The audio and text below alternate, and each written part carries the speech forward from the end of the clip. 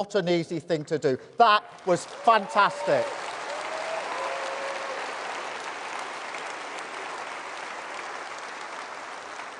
And thank you, conference. Thank you from the bottom of my heart. Thank you, conference, for everything you have done to fulfil the basic duty of our party, our Clause 1, so we can return this great nation to the service of working people. Thank you, conference.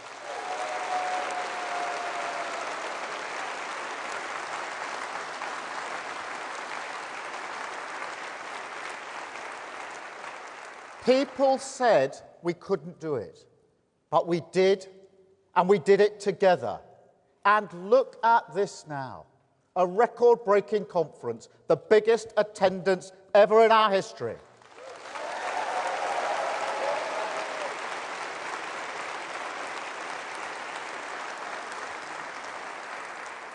And such a far cry from my first conference speech to a live audience of one. The cameraman, socially distanced in an arts centre in Doncaster. Remember that? Don't worry, most people don't. Not even the cameraman. But I bet you do remember the one the year later conference in Brighton, 3 years ago. The turning of the tide, the fight for the heart and soul of this party. People said we were going too far. People said we were going too fast. They didn't want to face the country. They wanted to go back to a comfort zone, take the easier road to nowhere, duck the challenge of change. But we stood firm, conference. We stood together, conference, and we won.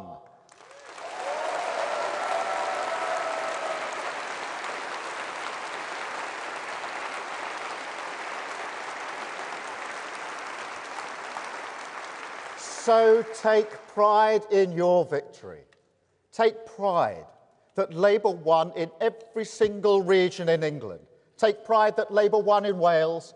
Take pride that Labour won in Scotland.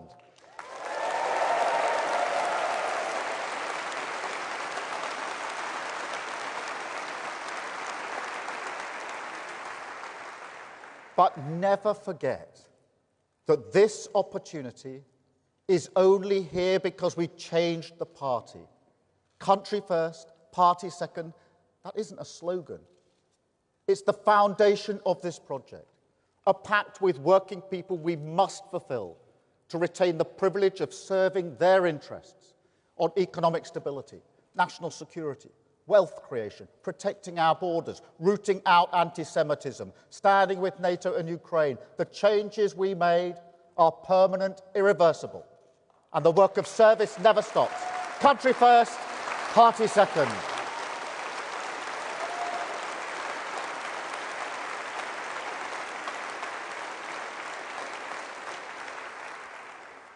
But conference, for many people in this city, the speech they may remember was the one here 2 years ago, because that's when I promised, on this stage, that if I ever had the privilege to serve our country as Prime Minister, one of my first acts would be to bring in a Hillsborough law, a duty of candour.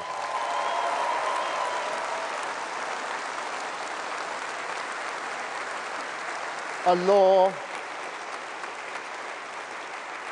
law for Liverpool, a law for the 97, a law that people shouldn't have had to fight so hard to get, that will be delivered by this Labour government.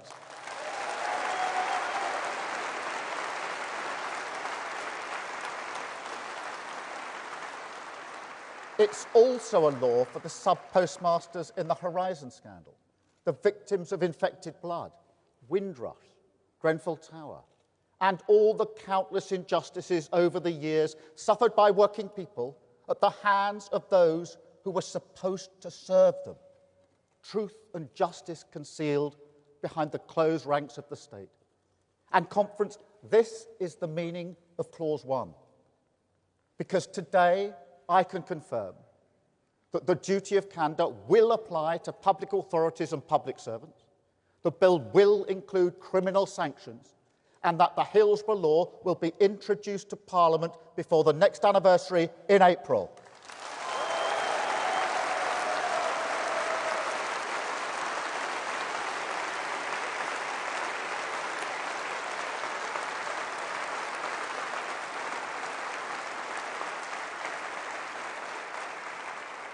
It's work that shows how a government of service must act in everything it does. Our driving purpose, to show to the working people of this country that politics can be a force for good. Politics can be on the side of truth and justice. Politics can secure a better life for your family through the steady but uncompromising work of service. Because service is the responsibility and opportunity of power, the precondition for hope, the bond of respect that can unite a country, bind us to the politics of national renewal. Service doesn't mean we'll get everything right. It doesn't mean everyone will agree. But it does mean we understand that every decision we take together, and that it is our duty to the British people to face up to necessary decisions in their interests. And I mean, conference, you know me by now. So you know all those shouts and bellows, the bad faith advice from people who still hanker for the politics of noisy performance, the weak and cowardly fantasy of populism. It's water off a duck's back.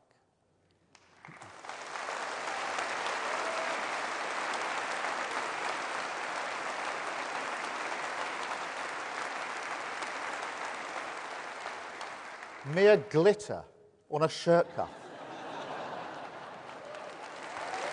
It's never distracted me before, and it won't distract me now. This is a long-term project. I've never pretended otherwise. But conference, make no mistake, the work of change has begun.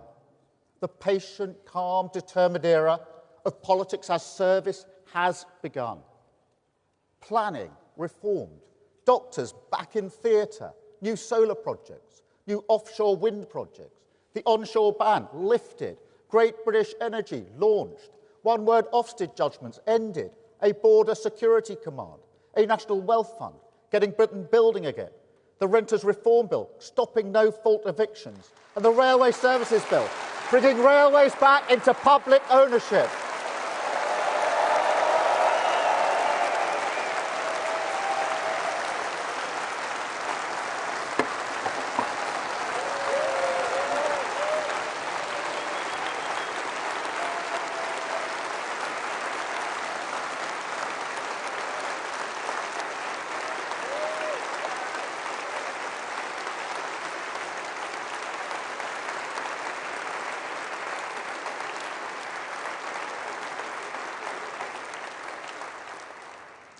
And we're only just getting started. A crackdown on knife crime, a real living wage, a modern industrial strategy, a 10-year plan for our NHS, devolution to our nation's regions and cities, the biggest levelling up of workers' rights in a generation, more teachers, more neighbourhood police, more operations, rebuilding our public services. Change has begun.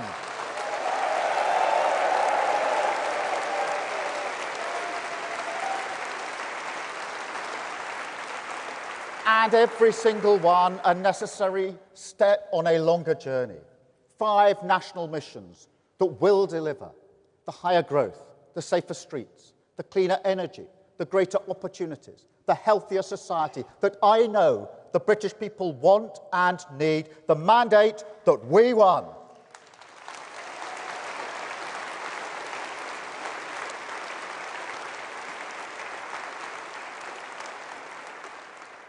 But also something even more precious. Our economy stabilised, the foundations of this country fixed, Tory rot cleared away. So brick by brick, we can build a new home, a better home, built to last, built with pride, but above all built together, a nation rebalanced so that it once again serves the interests of working people. And through the power unleashed by that process, a renewal of who we are, a country that gives equal voice to every person, a country that won't expect you to change who you are just to get on, a country that doesn't just work for you and your family, but one that recognises you, that sees you and respects you as part of our story, a Britain that belongs to you.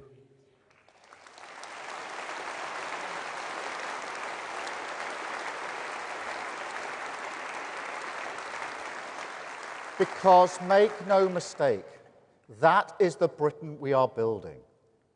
Change isn't a few lines on a graph moving in the right direction.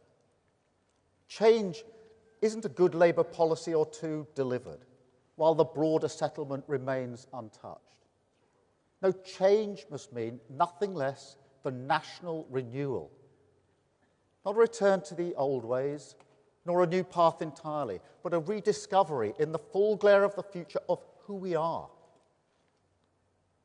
The trouble is, conference, just as we found with the Labour Party 4 years ago, Britain is no longer sure of itself. Our story is uncertain. The hope beaten out of us. There's pride, of course there is. Pride in our communities, especially. And there's respect too, all around the world. Trust me, nobody anywhere doubts that this is a great nation, a nation known for our creativity, our artistic skill, our scientific genius, and of course, our pragmatism. Quality that, combined with the industry and pride of working people, have not just rewritten our own story, but also that of the world. We could do that again.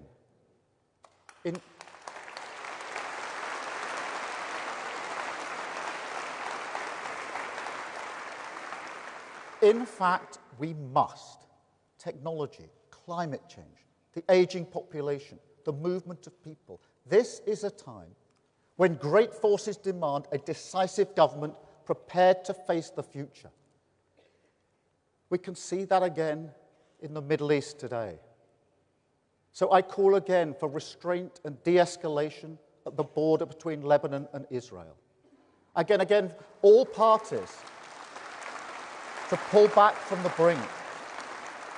I call again for an immediate ceasefire in Gaza, the return of the sausages, the hostages, and a recommitment to the two-state solution. A recognised Palestinian state alongside a safe and secure Israel. And that's the message I will take to the UN General Assembly when I travel there later today. Alongside our steadfast support for Ukraine in the face of Russian aggression.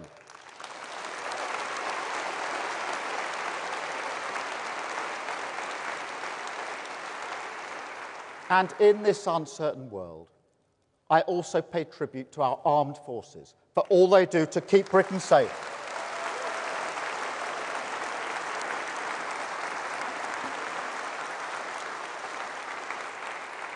But conference, strength in this dangerous world depends on strength at home.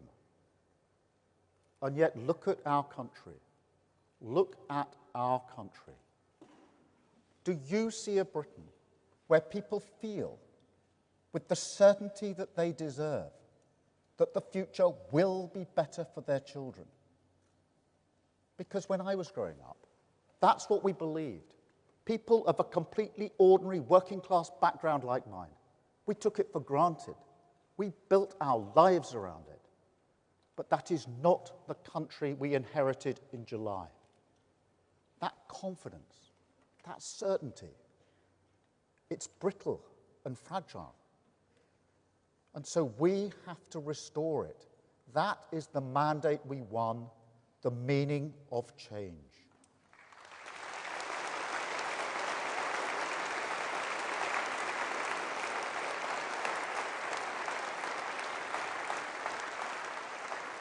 And it all comes back to that question. Can politics be a force for good in people's lives? There's no time to waste wondering why people think politics has failed.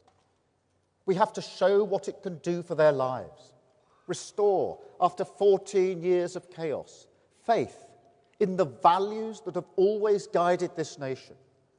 The stability, moderation, the common sense, keeping a cool head, staying the course, facing the future, the defiance of ambition, the determination of service, and above all, our faith, no matter the challenge, in practical solutions that work, not the easy answers that may well move a crowd, but do not move a nation forward. No conference.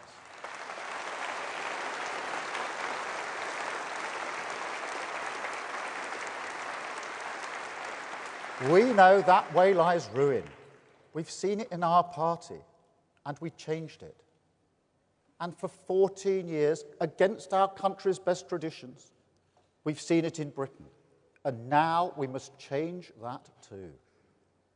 We must build a new Britain, built from that age-old spirit of creativity and enterprise, the pride and ambition of working people, that when matched by a government of service, a decisive government, a government prepared to use its powers for justice, opportunity, and equal respect, can deliver a Britain that belongs to you. A Britain that belongs to you because politics sees public service as a privilege, not privilege as an entitlement to public service.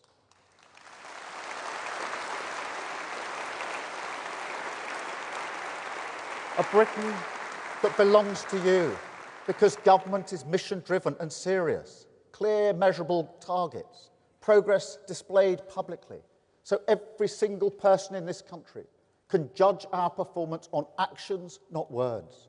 A Britain that belongs to you because we maintain our focus at all times on fixing those foundations for working people, those 5 national missions, providing the security and control they need, but also protecting us from the whims of Westminster, making sure that we don't get blown off course.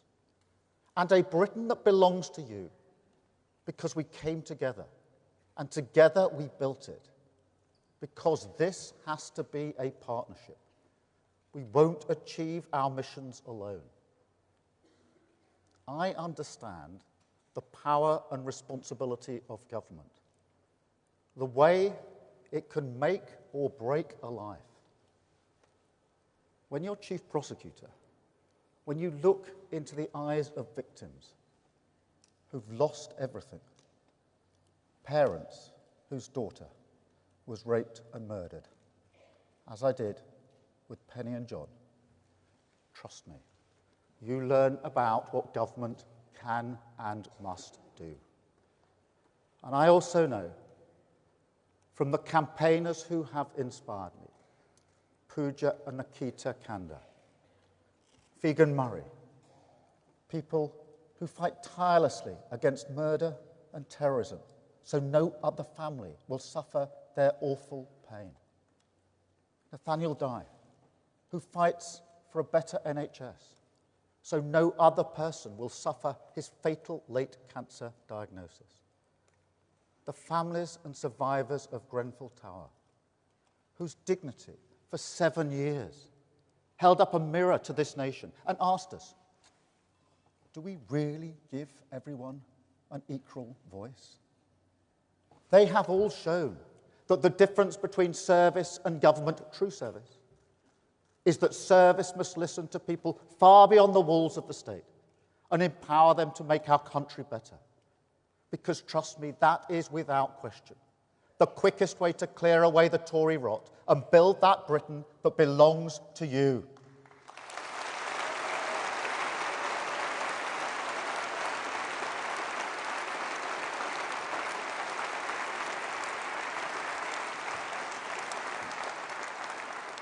And so change begins, because there is another injustice hiding in plain sight in our streets, in every town and city in this country. People who were prepared to make the ultimate sacrifice for our nation, who put their lives on the line to protect all of us. but who will not have a safe place to sleep tonight. We cannot stand by and let this happen anymore. So today I can announce that this government will respect that service. We will repay those who served us and house all veterans in housing need. Homes will be there for heroes.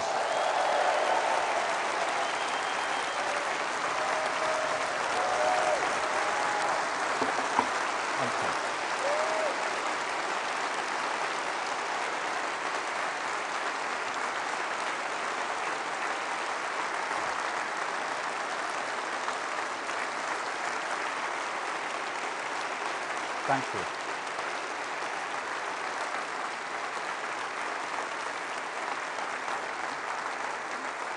And because we've started the hard yards of planning reform, because we're facing up to decisions ignored for years, because we're introducing new planning passports that will turbocharge house building in our inner cities, we can make the very same promise to other people at risk of homelessness. Young care leavers, victims of domestic abuse. They will have the security they deserve. They will have a roof over their head because Britain belongs to them.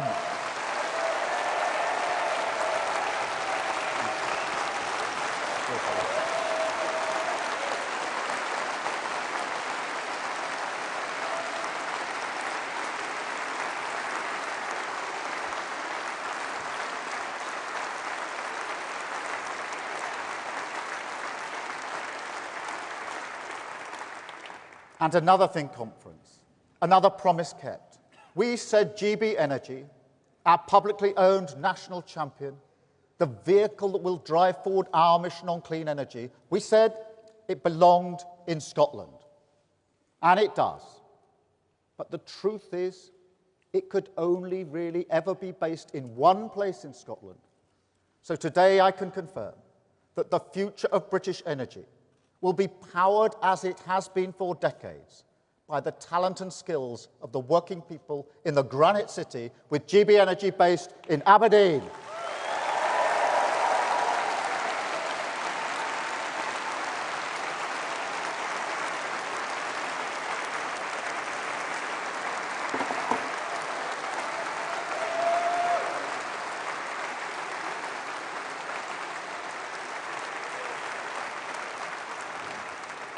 This is how the work of change happens.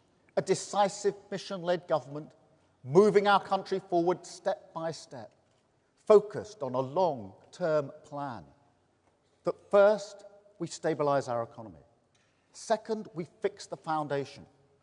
And third, we build with pride and determination a Britain that belongs to you. But it will be hard. That's not rhetoric. It's reality. It's not just that financial black hole, the £22 billion of unfunded spending commitments, concealed from our country by the Tories. It's not just the societal black hole, our public services decimated, communities held together with little more than goodwill. It's also the political black hole, because the politics of national renewal, they're collective. They involve a shared struggle, a project that says to everyone, this will be tough in the short term, but in the long term, it's the right thing to do for our country, and we all benefit from that. To coin a phrase, we're all in it together. But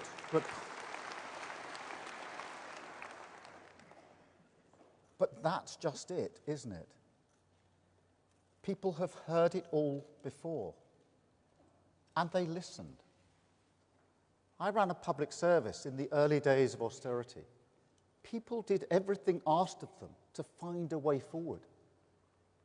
They did it in the pandemic as well, saved the lives of people they will never meet, all while their government broke the very rules that they followed.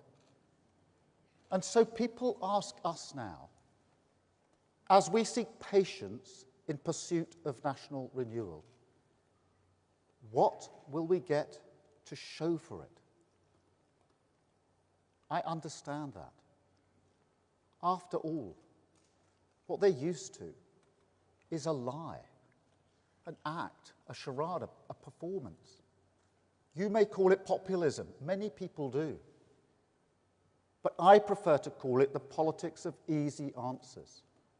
Because at its core, that's what it is. A deliberate refusal to countenance tough decisions. Because the political pain is just too much. Party first, country second.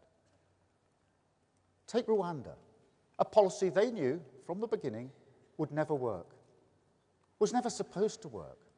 £700 million of your money frittered away on something that was never a credible option, because politically it was an easier answer.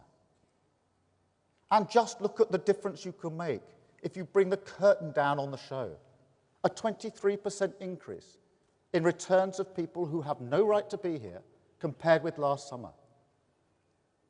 But it's not just Rwanda. It was the same story on everything. Energy security, the housing crisis, telling people they're tough on crime without building enough prison places. 14 years of performance. 14 years of exploiting problems, not solving them, mining the pits of division, searching them for conflict, fixing your attention on those issues, not on growth, technology, climate change, public services, the ageing population, the cost of living crisis, or any of the challenges that this country desperately needed to face up to.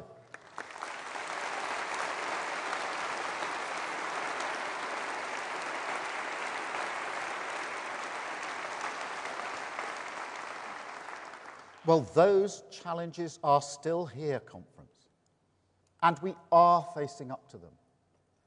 But do not forget what they did, and do not let them attempt to shift the blame, because the state of our country is on them.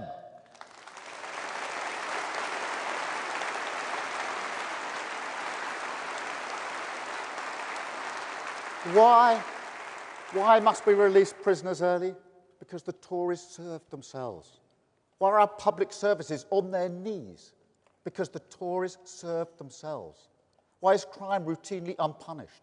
Our rivers polluted, borders insecure, school roofs crumbling, child poverty rampant. Nothing seems to work. Our public finances broken. Because for 14 years, the Tories performed the politics of easy answers rather than use the power of government to serve our country.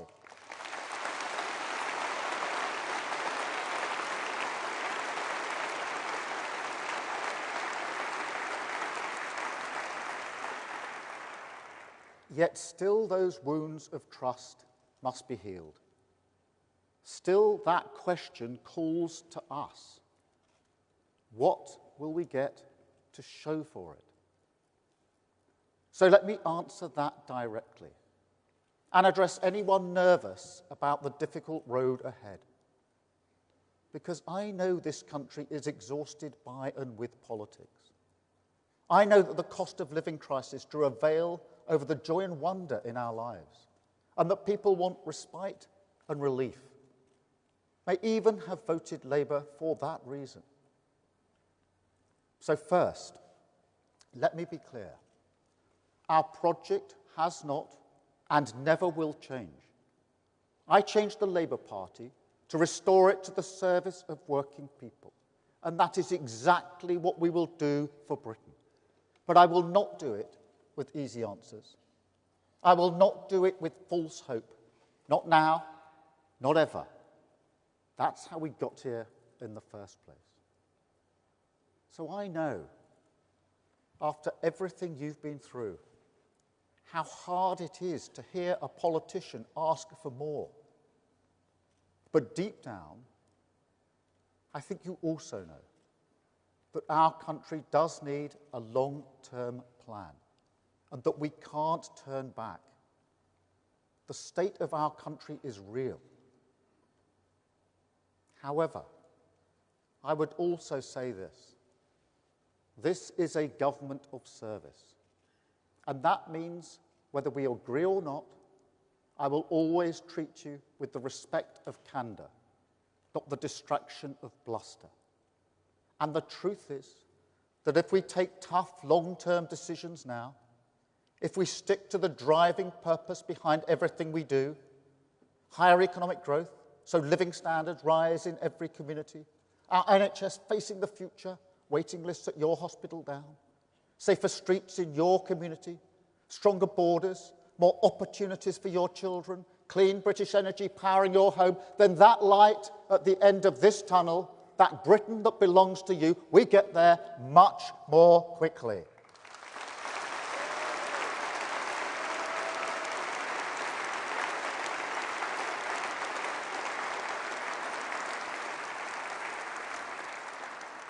And look, I understand that many of the decisions we must take will be unpopular. If they were popular, they'd be easy. But the cost of filling that black hole in our public finances, that will be shared fairly. We will get the welfare build out because we will tackle long-term sickness and support people back to work. We will make every penny work for you because we will root out waste and go over tax avoiders. There will be no stone left unturned, no innovation ignored, no return to Tory austerity. We will rebuild our public service, protect working people, and do this in a Labour way, and that is a promise.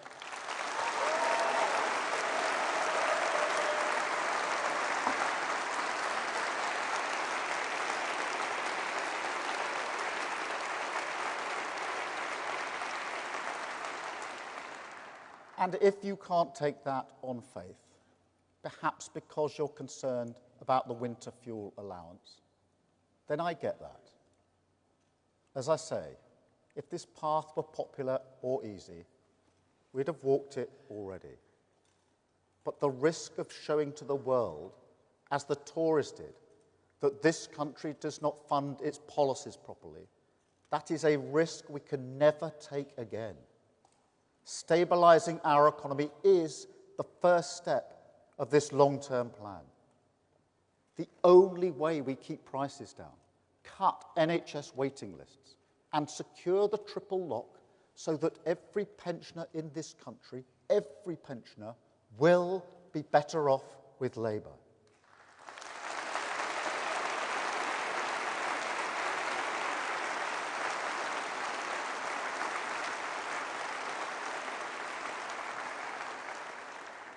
But more broadly, I also say this, that as we take on those massive challenges the Tories ignored, the time is long overdue for politicians to level with you about the trade-offs this country faces. Because if the last few years have shown us anything, it's that if you bury your head because things are difficult, your country goes backwards. So if we want justice to be served, some communities must live close to new prisons. If we want to maintain support for the welfare state, then we will legislate to stop benefit fraud, do everything we can to tackle worklessness. If we want cheaper electricity, we need new pylons overground. Otherwise, the burden on taxpayers is too much. If we want home ownership to be a credible aspiration for our children, then every community has a duty to contribute to that purpose. If we want to tackle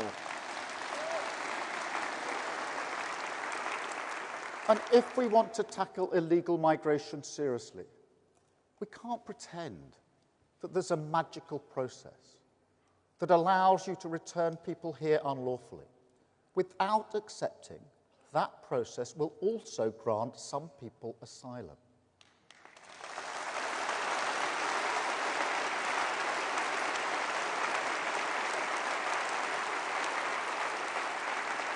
And if we're serious about levelling up, then we must be proud to be the party of wealth creation, unashamed to partner with the private sector, and perhaps most importantly, that just because we all want low tax and good public services, that does not mean that the iron law of properly funding policies can be ignored. Because it can't. We've seen the damage that that does, and I will not let that happen again. I will not let Tory economic recklessness hold back the working people of this country.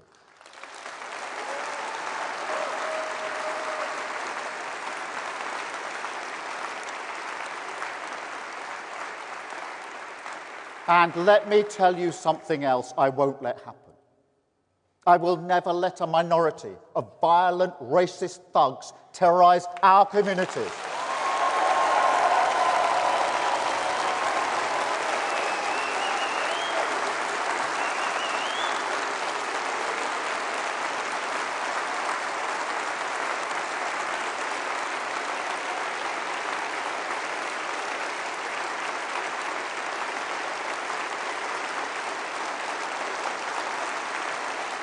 Thank you.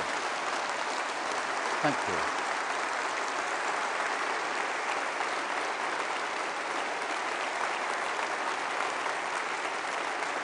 Look, I have always accepted that concerns about immigration are legitimate. It is, as a point of fact, the policy of this government to reduce both net migration and our economic dependency upon it. I have never thought we should be relaxed about some sectors importing labour, when there are millions of young people, ambitious and highly talented, who are desperate to work and contribute to their community. And trust me, there are plenty of examples of apprenticeship starts going down at the very same time that visa application for the same skills are going up. So we will get tough on this. But at the same time, we'll also get our skills system right. We've got to give businesses more flexibility to adapt to real training needs, and also unlock the pride, the ambition, the pull of the badge on the shirt that young people feel when building a future not just for themselves, but for their community. So we will introduce new foundation apprenticeships, rebalance funding in our training system back to young people, align that with what businesses really need. The first step to a youth guarantee that will eradicate inactivity and unemployment for our young people once and for all.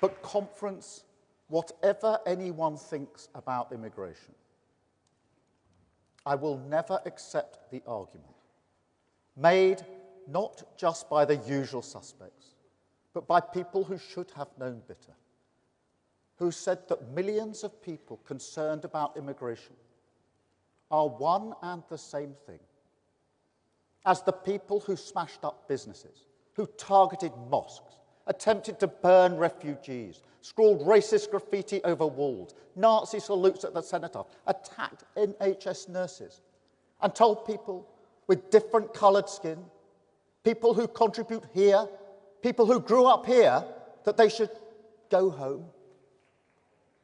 No. No.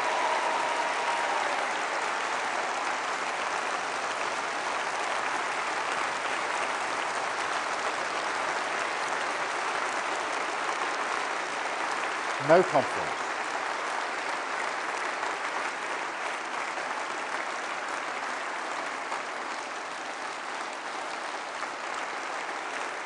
No conference.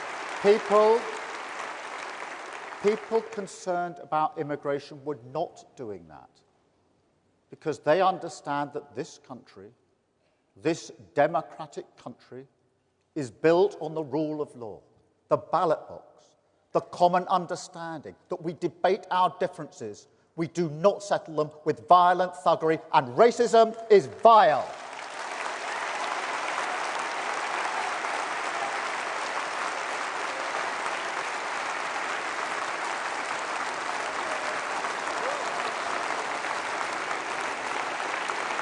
Thank you.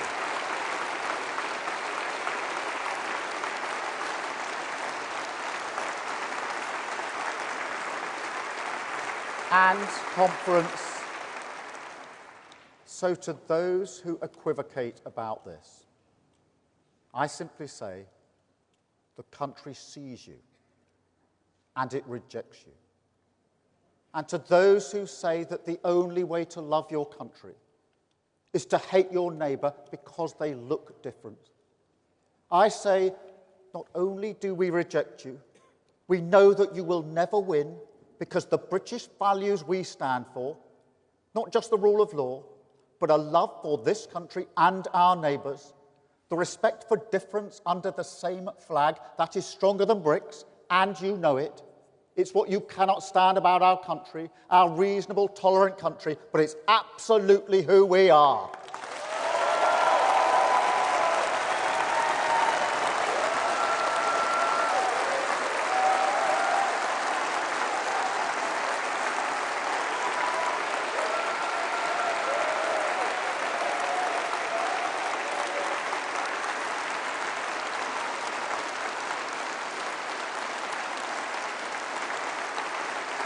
No conference. The debate is not about the worth of migrants. That is toxic, and we must move beyond it. It's about control of migration. It's always been about control. That is what people have voted for time and again. And look, they weren't just ignored after Brexit. The Tories gave them the exact opposite. An immigration system deliberately reformed to reduce control. Because in the end, they are the party of the uncontrolled market. Now, don't get me wrong. Markets are dynamic. Competition is a vital life force in our economy. This is a Labour Party proud to say that. We work hand in hand with business. But markets don't give you control. That's almost literally their point. So if you want a country with more control, if you want the great forces that affect your community to be better managed, whether that's migration, climate change, law and order, or security at work, then that does mean more decisive government. And that is a Labour government. Taking back control is a Labour argument.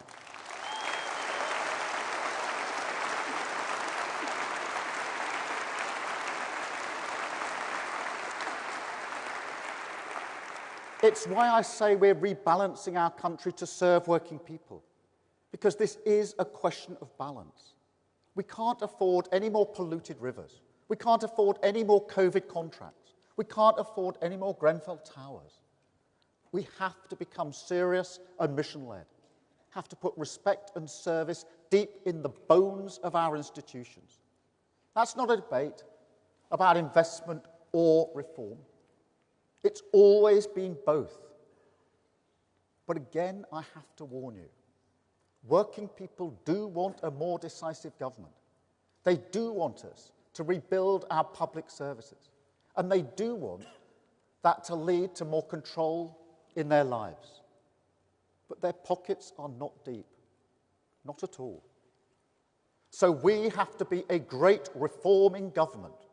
Our NHS reformed, so patients have more control over their health. Our energy system reformed, so our country has more control over its security. Police and justice reformed, so communities have more control of their street. Education reformed, so children have more control of their future.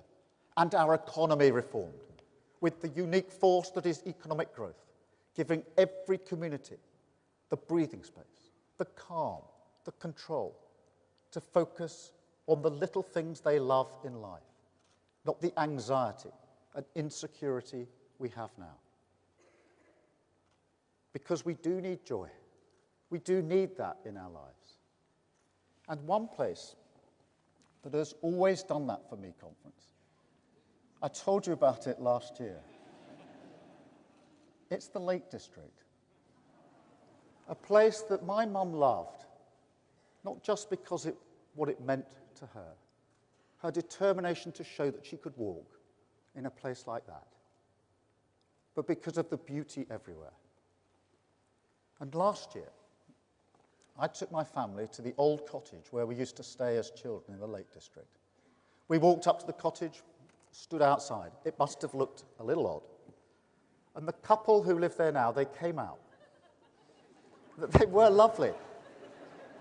And when we told them why we were there, they said, well, come inside, go upstairs, take a walk down memory lane. So we did. Came back outside. We're chatting. And then the woman stopped suddenly and said, "Someone's nicking your car." And I said, no, that's the police moving the car. And that really confused her. Anyway, at this point, her husband comes in and he says, "You haven't clocked, have you?" He's the leader of the opposition, a politician. And she stopped, smiled, laughed, and said politely, "If I'd known you were a politician, I'd have pushed you down the stairs when I had the chance." The beauty of the Lake District and the heart of the British people in a nutshell. But seriously, when you're walking around in a place like the Langdale Valley, when you can see the grass there every bit as green as it was 14 years ago, it's a reminder and an inspiration that yes, things change, and some things need to change, but some things do not. And the joy and wonder of our nation, the spirit of its people, the cleaners, the drivers, small business owners, teachers, teaching assistants, the people who came out and cleaned the streets, the brickies who rebuilt the broken walls in Southport, the backbone of this country, they are just as resilient as they were 14 years ago. And no matter what loudmouths say on social media, their values are the same. So we will turn our collar up and face the storm. We will rise above the challenges that we've inherited. Because this is a country with fairness in the water, that believes in justice, and that wants working people to be respected.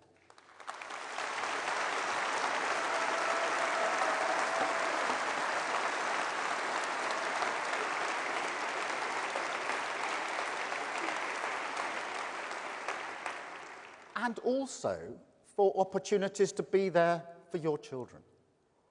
Because conference, one of the other things that gave me great joy as a kid, as well as the football, obviously, was the flute. Don't think you're expecting that, were you? But seriously, the flute gave me so many opportunities. My first ever trip abroad was to Malta with the Croydon Youth Philharmonic Orchestra.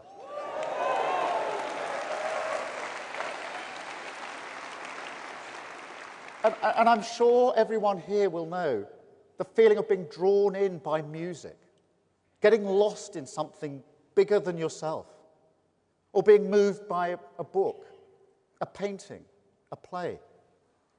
Even now, I turn to Beethoven or Brahms in those moments when, how to put it, the reviews aren't so good. I've got Shostakovich lined up for tomorrow. But these early encounters with art and culture, they change us forever. And we are brilliant at them in this country, brilliant.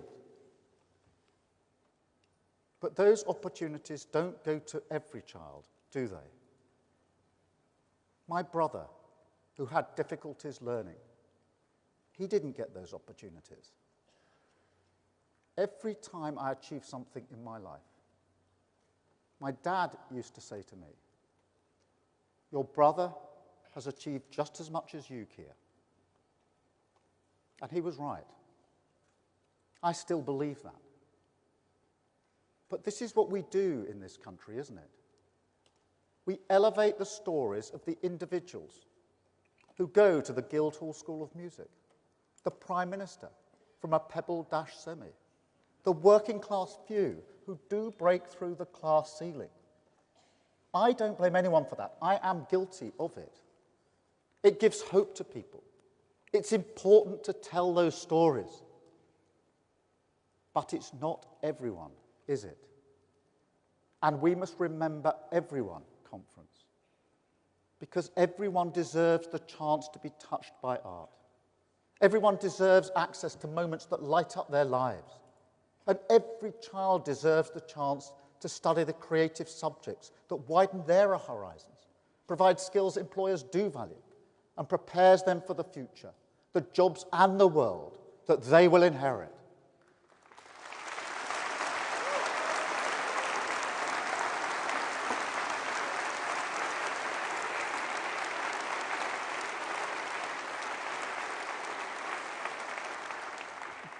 But more than that, every child, every person deserves to be respected for the contribution they make. My sister was a care. I think this guy's obviously got a pass from the 2019 conference.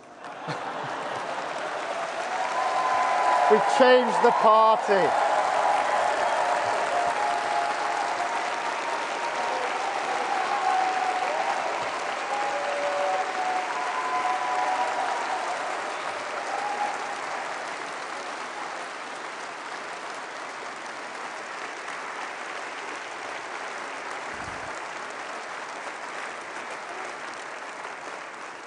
While he's been protesting, we've been changing the party. That's why we've got a Labour government.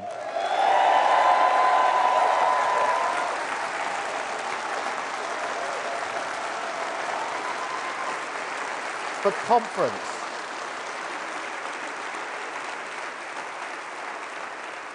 The point I was making is this: every child, every person deserves to be respected for the contribution they make.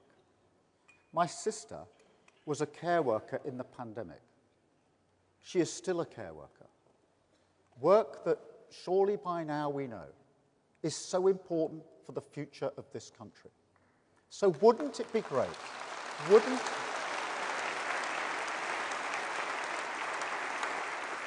conference, wouldn't it be great if this was always and also a country where, because of that contribution, that vital, life-affirming work, she could walk into any room and instantly command the same respect as the Prime Minister? Because those are my values, that is what I believe, and those are the values of the Britain that we will build.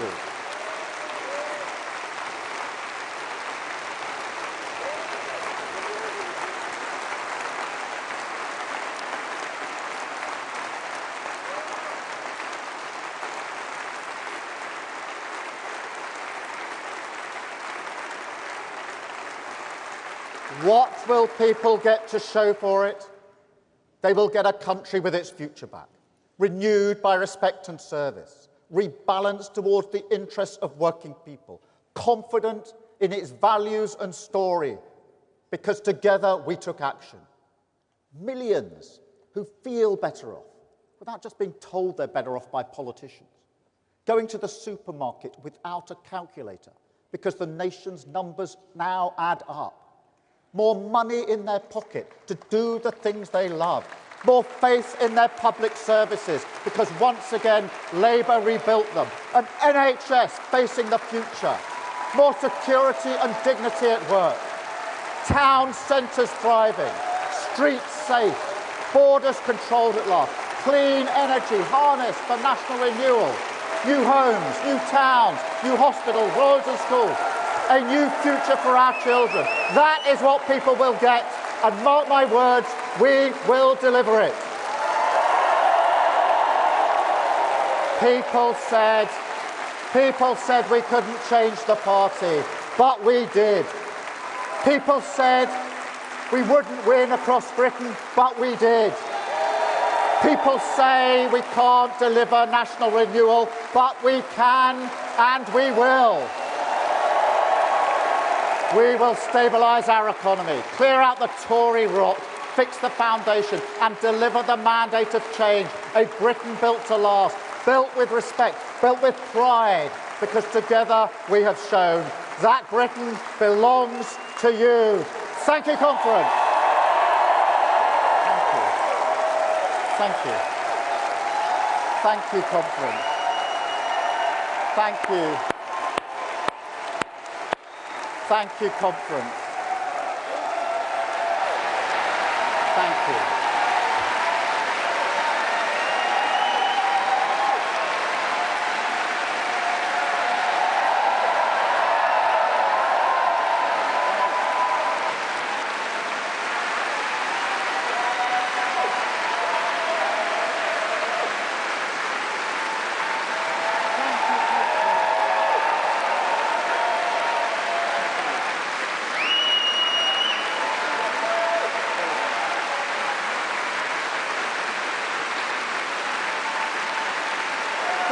persuade.